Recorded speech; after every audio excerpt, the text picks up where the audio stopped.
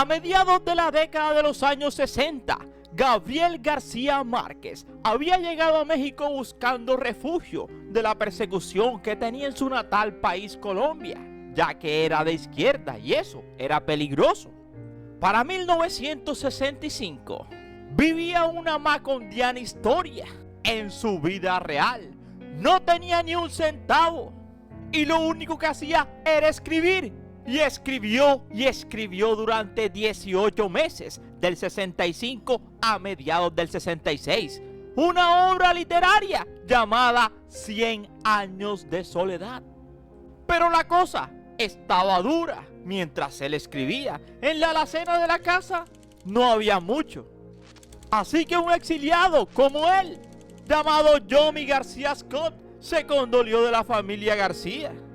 Por eso, cuando la novela era publicada en el 67, fue dedicada por su autor en primera a Yomi García Scott y a su esposa María Luisa Helio, ambos escritores y amigos de García Márquez, y también inmigrantes como él en México.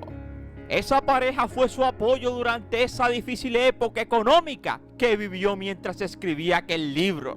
Así que sin un Yomi o un México, García Márquez no hubiese podido escribir 100 años de soledad. Ese realismo mágico de aquel pueblo que, aunque la peste del insomnio no los dejaba dormir, aún solo se curaron cuando empezaron a olvidar quiénes eran. Ese mismo realismo mágico es Mauricio Babilonia, rodeado de mariposas amarillas. Es un saco de huesos que se mueve sin explicación. O es Remedio la Bella, elevándose al cielo. O es el fantasma de Prudencio Aguilar, que sigue a todas partes a José Arcadio Buendía. Total, 100 años de soledad es una historia llena de augurios, supersticiones y magia. Pero también es la batalla, la guerra de los 1000 días, la contienda civil más letal de Colombia, que fue entre 1899 y 1902. Y también la huelga sofocada por el gobierno colombiano en las bananeras de 1928. Así que en esa dicotomía entre un Macondo mítico, la tierra que nadie les había prometido, y la historia de una nación marcada por la violencia, se mueve la primera adaptación audiovisual de una de las grandes novelas en español de la historia. Y fue precisamente Netflix quien a principios del año 2019 compró los derechos para adaptar la novela Cumbre de Gabriel García Márquez. En palabras del propio hijo del escritor, Rodrigo García, solo había 3 peticiones que había dejado el escritor para poder considerar una versión audiovisual de su obra. Primero, que se contara en muchas horas en español y en Colombia.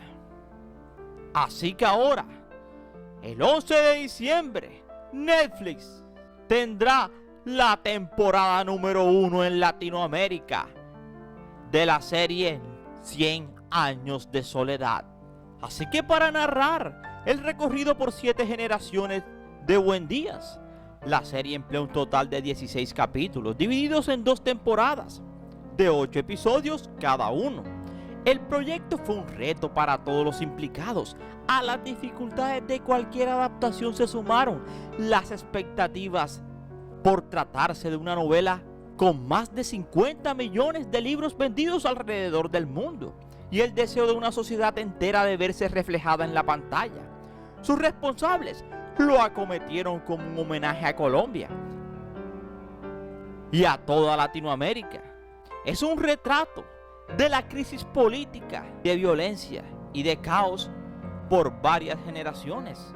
El proyecto de la adaptación del libro al cine empezó con el guionista puertorriqueño José Rivera, tras lo que pasó a 3 guionistas colombianos, Camila Brujes, Albatros González y Natalia Santa. Fueron los otros que se encargaron de darle esa esencia. Ellos, durante 2 años y medio, hicieron sus investigaciones paralelas para buscar esa esencia tan característica de García Márquez. Y es que una novela repleta de personajes y eventos se extiende, lo que obligaba a decidir qué se iba a contar y qué no, además de la forma en la que se haría. Aunque la trama de saltos temporales, una condición de Netflix, fue que la narración fuera en orden cronológico. Así que también se decidió incluir la voz de un narrador que diera unidad a una obra en la que el tiempo avanza a gran velocidad, con personajes interpretados por 3 o 4 actores diferentes en distintas etapas de la vida, como son los casos de José Arcadio, hijo, y Aureliano, que pronto generación tras generación se va reemplazando. En esa selección de acontecimientos tenían claro que debían mantenerse todos esos momentos icónicos, por lo que es más recordada esta historia. Son imágenes preciosas que se le quedan a los lectores y que seguramente como espectadores van a estar esperando. Decía la guionista. Y es que 100 años de soledad narra la historia de la familia Buendía, una estirpe condenada a repetir su destino a lo largo de 7 generaciones.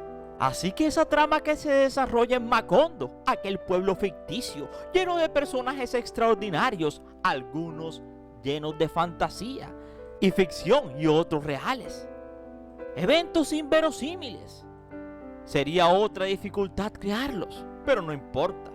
Así como los narraba en su libro García Márquez con total naturalidad, fue lo que se buscó desde un principio para la serie. Desde un pueblo fundado por José Arcadio Buendía y Úrsula Iguarán hasta su destrucción, Macondo se convierte en un microcosmos de la historia latinoamericana, tocando temas como la soledad, el poder, el amor, la violencia y el inexorable paso del tiempo. Así que convertir a Macondo, aquel pueblo ficticio, en una realidad fue posible. Así que aquí está cómo se hizo Macondo en la adaptación al cine de 100 años de soledad.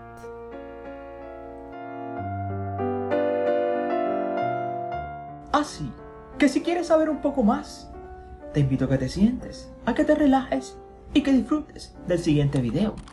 Somos 007 Ernie Videos, tu mejor opción, y gracias por preferirnos. Y recuerda que cada día somos más y que tú eres nuestra estrella. Mis estrellas.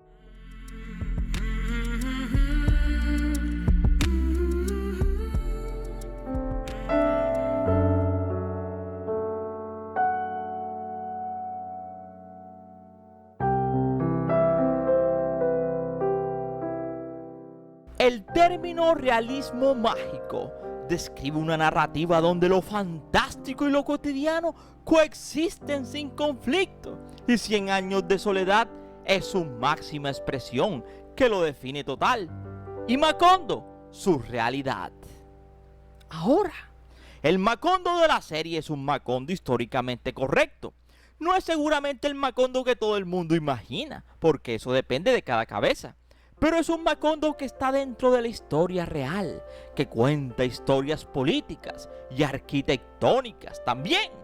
Nos parecía que esa era la manera más segura de abordar este pueblo mítico, como un Macondo histórico.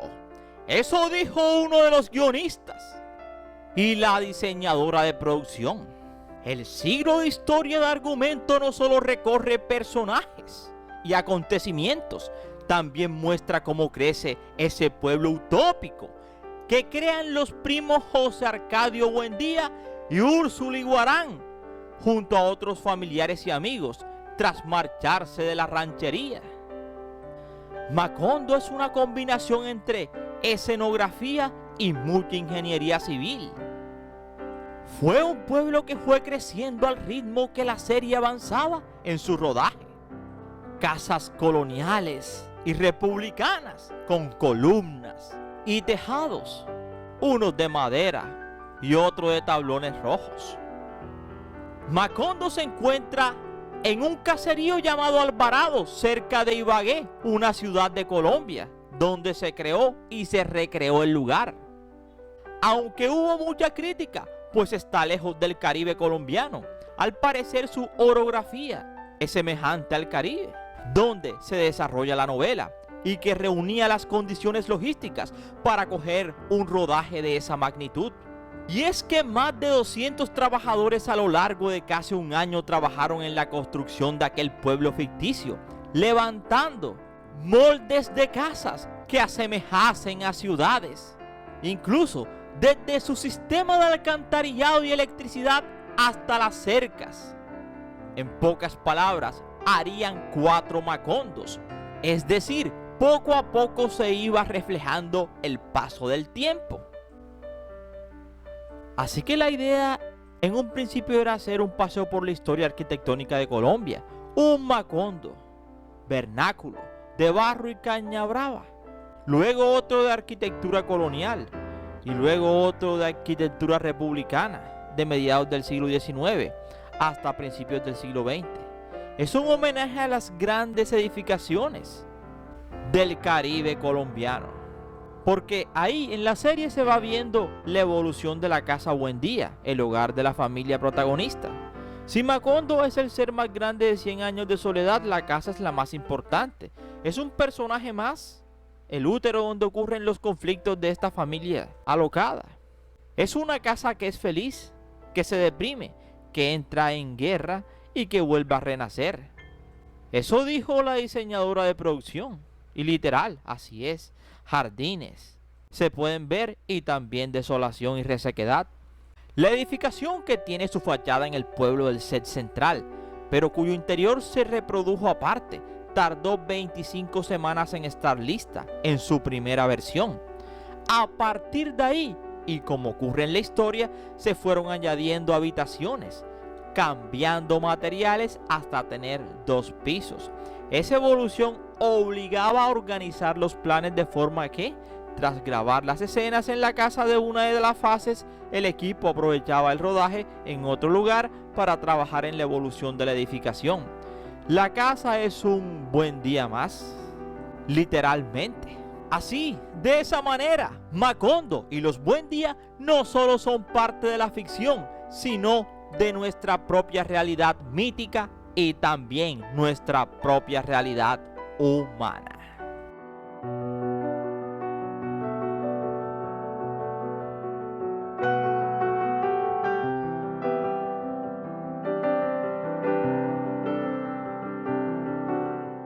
Ahora, la moda. Se utilizaron más de 34,000 piezas de vestuario para hacer la serie. Sí, así como lo oyes. Estudiar la moda de la época no fue tarea fácil para el equipo que lidera la diseñadora de vestuario Catherine Rodríguez. Las 34,000 piezas de ropa y calzado que visten en la serie se elabora desde cero por un equipo 100% del país de Colombia. El vestuario es como un animal vivo, resumía la diseñadora, pero un animal del que era complicado encontrar registros para una época en la que la fotografía solo estaba al alcance de las clases altas. Por ello, se basaron en ilustraciones de una comisión coreográfica de documentales de inicios del siglo pasado, y así lograr una descripción completa de la Nueva Granada, o libros de viajeros como el del español José María Gutiérrez de Alba. Así que para poder entender la moda se tuvo que leer muchísimo y utilizar herramientas tecnológicas para descifrar esos documentales del pasado. Así que lo primero era hacer los moldes una vez hecha la investigación, que luego se tradujeron en textiles. Una de las premisas del equipo de vestuario era que fueron los propios artesanos encargados de elaborar las piezas los que proporcionaran las materias, que fueran piezas artesanales que pasaran de sus manos a nosotros. Incluso hasta una comunidad indígena llamada Guayú participaría en la elaboración de los vestidos, siguiendo sus propios métodos de la indumentaria de 2 personajes guayús que aparecen en la historia, que son Visitación y Cataure. Así que los vestidos largos de telas como seda, lino y terciopelo en colores sobrios y pasteles, con corsés que acentuaban la cintura y falda amplia con volados. Mientras que las clases populares, las mujeres campesinas vestían ropa más funcional y sencilla, hecha de algodón o lino, las telas más baratas. Las faldas eran largas, pero menos voluminosas, acompañadas de blusas con mangas cortas y escotes modestos.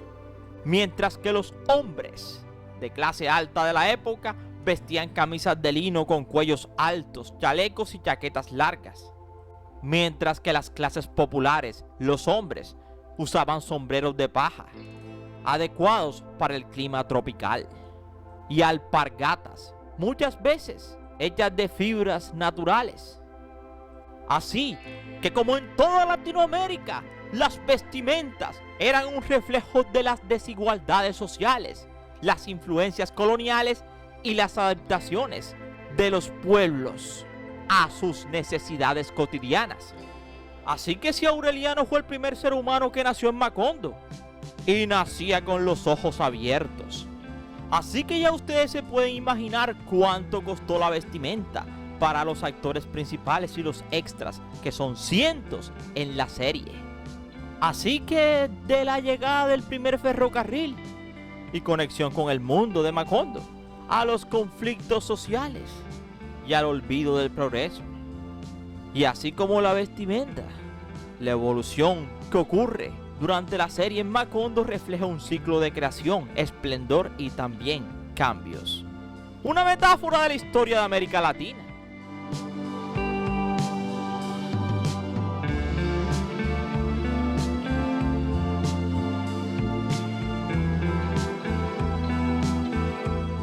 En la serie, o en toda serie, es muy importante la musicalización. Así que los elementos están a flor de piel, musicales. Por eso Macondo suena a gaitas colombianas, es decir, una especie de flauta, y orquestas a cuerdas, a vientos y a chicharras, a tambores militares, africanos e indígenas. En pocas palabras, Macondo es muy rico sonoramente, y mezclar esos mundos fue lo más complicado, dijo el compositor encargado de las bandas sonoras de la serie. Y es que crear la atmósfera apropiada era una de las claves para que el universo del 100 años de soledad pudiera sostenerse. Así que la experimentación de sonidos por parte del ingeniero acústico y elementos primarios como un tambor, el viento, poco a poco se fue sofisticando el sonido a medida que pasaba el tiempo.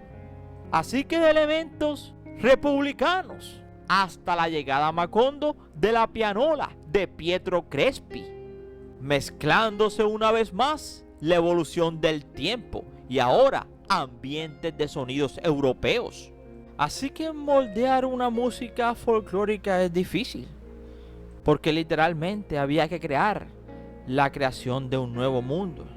Se utilizaron para el sonido ambiente botellas y sonidos que ayudaran a marcar el paso del tiempo y también a buscar un humor de lo absurdo muy presente en la historia. El sonido de la guerra en Macondo es el de una batalla triste, marcada con instrumentos de cuerda y percusión. Este es un Macondo lleno de mundos, de sonoridades muy raras y especiales, de capas muy diferentes, decía el compositor de uno de los sonidos. Por ejemplo, el gitano Melquiades en la historia utiliza la alquimia, porque con la alquimia quiere crear oro a partir de otros materiales. La música es así a partir de un material que trató de crear otro, una atmósfera, y así, con capas de información en primer y segundo y tercer plano, de texturas, sonidos, imágenes, palabras e incluso con las 16.000 plantas autóctonas del Caribe que llevaron al set para que Macondo luciera y oliera como el lugar que describió Gabo.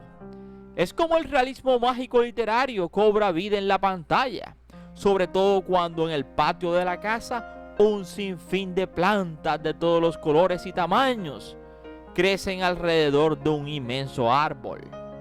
Esta es la era de terminologías y técnicos en imágenes audiovisuales, en que se podría hacer de la mejor forma las cosas que contaba García Márquez y que sucedían en Macondo.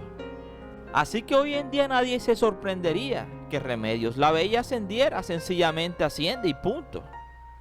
Melquiades no envejece y a Mauricio Babilonia le persiguen las mariposas amarillas. Son cosas que pasan y se asumen con naturalidad. Así que en los 16 capítulos de la serie habrá muchas cosas que cambien respecto a la novela, otras que se mantengan. Todos los implicados en la producción tienen asumido que habrá reacciones múltiples de los lectores del libro original y los espectadores de la serie. Pero lo que no ha cambiado y no podía cambiar es el principio de la historia. Muchos años después, frente al pelotón, el coronel Aureliano Buendía había de recordar aquella tarde remota en que su padre lo llevó a conocer el hielo. Así que literal, la evolución de Macondo refleja un ciclo de creación, esplendor y destrucción. La obra sugiere que al igual que los Buendía, los pueblos que no aprenden de su pasado están condenados a repetirlo. En ese sentido, 100 años de soledad no es solo la crónica de Macondo, sino un espejo de esa sociedad humana y sus frágiles utopías del mundo. Y que quizá los seres humanos nos las inventamos para argumentar lo sublime que puede ser el paso por este mundo de nosotros los humanos. Y esperamos que te haya gustado este interesante video, no sin antes decirte gracias por preferirnos y recuerda que cada día somos más y que tú eres nuestra estrella, mis estrellas.